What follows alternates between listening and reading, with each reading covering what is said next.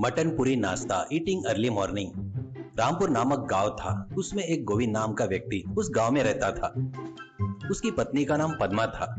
गोविंद जो भी काम करता था उसमें उसे कभी सफलता नहीं मिलती थी। इस वजह से गांव में सभी लोग गोविंद को निकम्मा कहकर बुलाते थे, जिससे वह हमेशा दुखी रहता था। गोविंद को एक बड़ी इच्छा थी कि वह कोई व्यापार करके और खूब पैसा कमाए।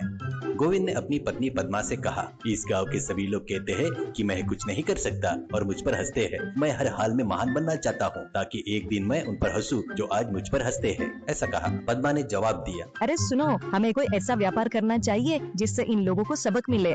उसने पूछा कि कौन सा व्यापार करना चाहिए। तभी उसको विचार आया कि गांव में एक भी नाश्ते की दुकान नहीं है। जो पंडित जी का होटल है वहाँ का नाश्ता बिल्कुल अच्छा नहीं होता। खासकर उस पूरी के बारे में कुछ कहने की जरूरत ही नहीं है। ऐसा कहता है। पद्मा ने सहमति देते हुए कहा, आप सही कह रहे हैं। पंडित जी के होटल का नाश्ता अच्छा नहीं होता, लेकिन गांव में एक ही होटल के कारण सबको वही खाना पड़ता है। आपका विचार तो बहुत अच्छा है, पर हमारे पास होटल शुरू करने के लिए पैसे तो नहीं है ना। यह सुनकर गोविंद भी सोचने लगा। तभी पद्मा अंदर गई, तिजोरी खोली और अपने मायके से मिले कंगन और गहने लेकर बाहर आई। उसने गोविंद को देते हुए कहा, ये लीजिए, इन्हें बेचकर आप होटल शुरू कीजिए। अगर यह भी काफी न हो तो घर को गिरवी रखकर एक अच्छा होटल खोलिए। ऐसा कहती है। यह सुनकर गोविंद ने अपनी पत्नी को गले लगा लिया और कहा, अगर तुम्हारी जैसी पत्नी मेरे साथ है तो मैं जरूर सफल हो जाऊंगा। ऐसा कहता है। अगले दिन बिना देर किए गोविंद ने सड़क पर एक झोपड़ी जैसा होटल शुरू कर दिया। उसने उस पर गोविंद ढाबा स्टाइल होटल का बोर्ड लगाया।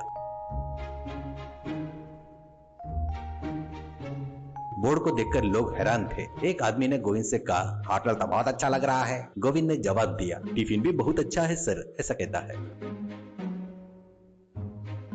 गोविंद के होटल में खाना बनाने के लिए रिंकू और टिंकू नाम के दो मास्टर रसोइयों को रखा, लेकिन इन दोनों में बिल्कुल भी नहीं बनती थी। रिंकू पूरी, वड़ा और इडली बनाता था, टिंकू सब्जियां बनाता था।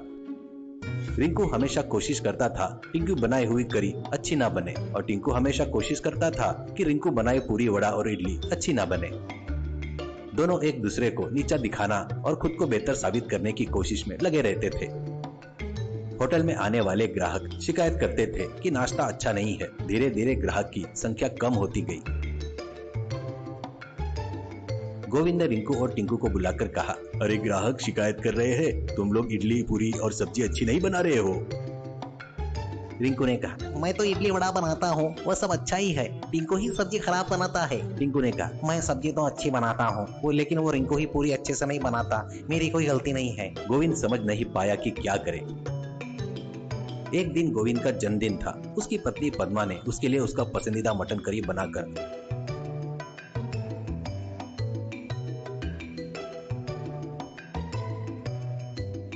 होटल में लेकर आई। होटल में कम ग्राहक थे और रिंकू टिंकू एक दूसरे की शिकायत कर रहे थे। तभी वहाँ पर एक ग्राहक आया और पूछा, क्या तुम्हारे पास होटल में पूरी है क्या? ऐसा पूछता है। रिंकू और टिंकू दोनों ने मिलकर कहा, नहीं नहीं, पूरी तो कब की खत्म हो गई, सिर्फ इडली है। खाना है तो खाओ। वह ग्राहक जाने लगा। तभी पद्मा ने उसे रोककर कहा, सर बैठिए, आपको पूरी चाहिए ना, मैं देती हूँ। ऐसा कहकर पद्मा अंदर गई।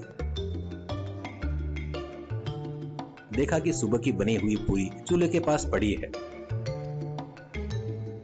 उसने वही पूरी ग्राहक को लाकर परोस दिया। ग्राहक ने थोड़ी सी पूरी का टुकड़ा खाया और कहा, अरे वाह, यह पूरी तो बहुत अच्छी है। इसे कहाँ बनाया गया? यह बहुत बढ़िया है। और आगे कहा, इस पूरी के साथ मटन करी होती तो